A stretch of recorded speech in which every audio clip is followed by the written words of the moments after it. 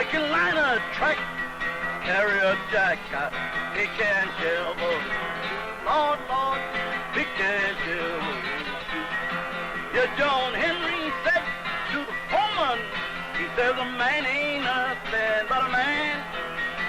Oh, that sting drill beat me down. I die like a natural man. Lord, Lord, die like a natural man. Cut. Maybe you've thought of making a film.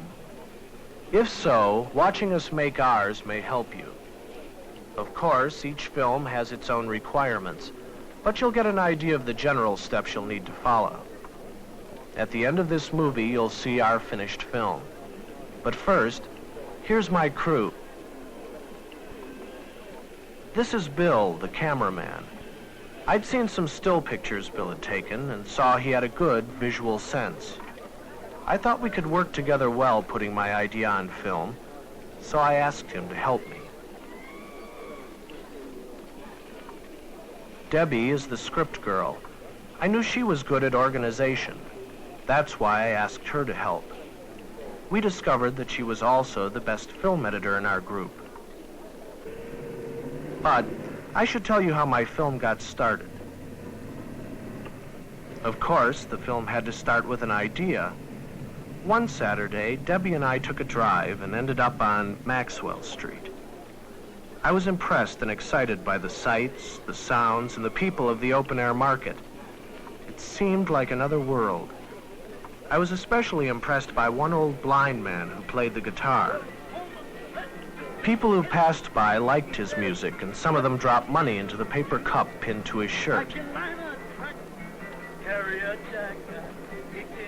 I started to imagine what it would be like if a young guitarist who was an outsider wandered into this world of Maxwell Street. How would the people react to him? Would they be hostile? Would he be nervous or embarrassed? Could he make money playing like the other musicians on the street? I decided what I thought might happen and developed a clear idea of what I wanted my film to be. Then I wrote a synopsis. It described the setting, the characters of the story,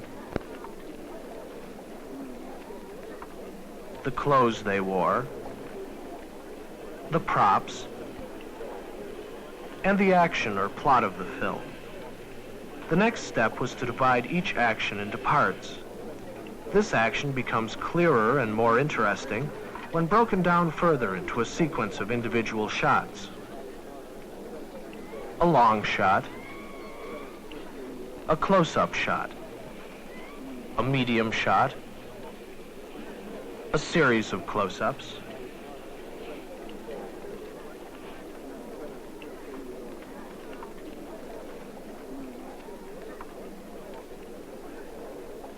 and a return to the long shot. As I did this for each part of the action, I developed a shooting script. When the shooting script was finished, I met with my crew and with John, our actor, to discuss the script and make preparations to start shooting.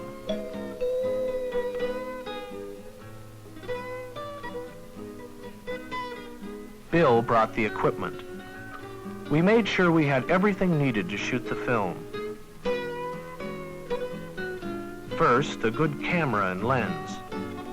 We used 16mm equipment, but of course, the procedures we followed are similar for 8mm. Bill also got a steady tripod, so the film would not turn out like this.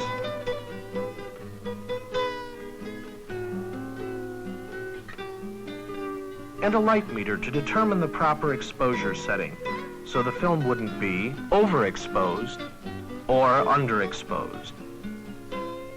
We made sure we knew how to operate the equipment and saw that it was working properly. We also had to estimate how much film we would need, and we decided to shoot in color. The next day, Bill and I went to the location. We looked for interesting places, and Bill checked out the lighting conditions. We got permission from the owner of a building to shoot from his roof. We wanted to be sure we could shoot the film I had written or make any necessary changes in the script before we started shooting. We didn't want to waste time, so we planned carefully. The next day, we started shooting.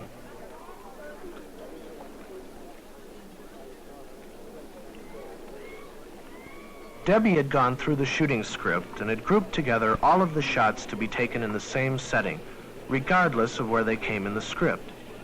For example, we shot the opening sequence at the same time as the closing sequence, because they had the same setting. We worked as a team. Each of us was responsible for a specific part of the job. My main responsibility as the director was to be sure that the final film would be what I intended it to be. I had to know what I wanted the actors to do and communicate this to them. I also had to visualize how each shot would fit into the completed film, and I had to be aware of the continuity which would result from putting the different shots together. When I planned to cut together 2 shots of 2 people from different angles, I had to be sure they were on the same side of the screen. Otherwise, I'd get a jump effect I didn't want. And when I planned to cut together different shots of the same action, a match cut, I had to be sure that the action in the close-up was performed the same way as in the medium shot, so that the editor would be able to cut the shots together. I also took some extra shots I could use if I wanted to cut away from the main action. Bill had specific duties too. The cameraman has to read the light meter, set the lens for proper exposure, and focus the lens to obtain a sharp image. He has to frame the subject properly and work with the director to decide the best composition for the shot. He also has to move the camera to follow the action.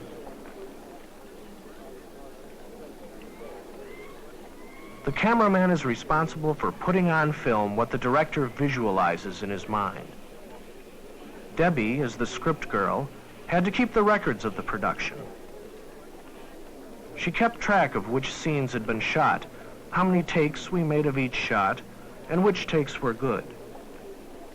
She also kept a record of the positions and appearance of the actors and props, in case we needed to do any retakes. Finally, we took our last shot and sent the film to the laboratory for processing. Then it was time to start editing. Debbie edited the film using basic equipment which included a pair of rewinds, a viewer, a grease pencil,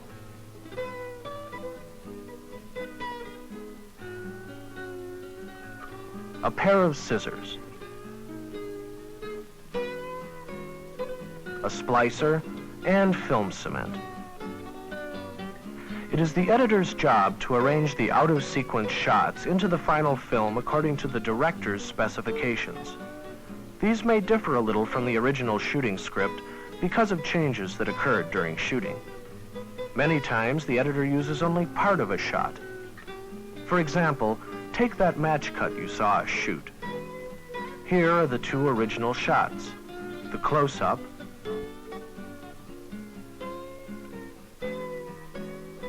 and the medium shot.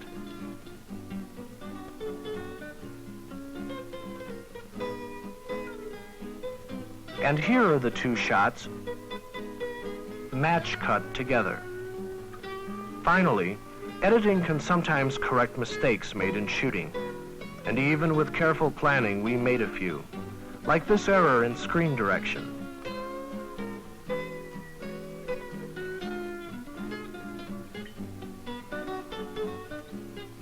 These 2 shots don't cut together well because John is going in opposite directions.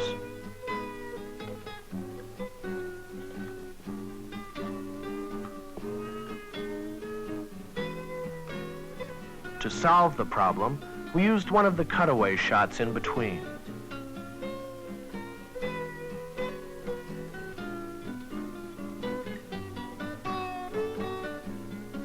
So, that's how we made the visual part of our film. And now, as I promised, here's the finished product.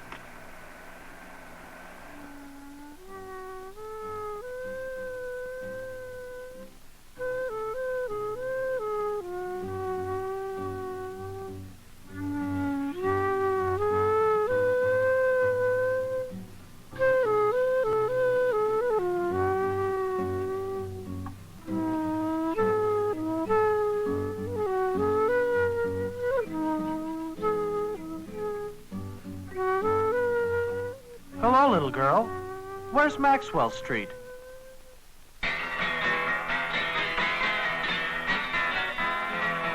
Well, the foreman said to John Henry, said, what can you do? I can line a track, carry a jack, he can't shovel. Lord, Lord, he can't shovel. Yeah, John Henry said, foreman, a man ain't nothing but a man. Said, before that stingray beat me down, Shallock Canal, man, Lord, Lord, Shallock Canal.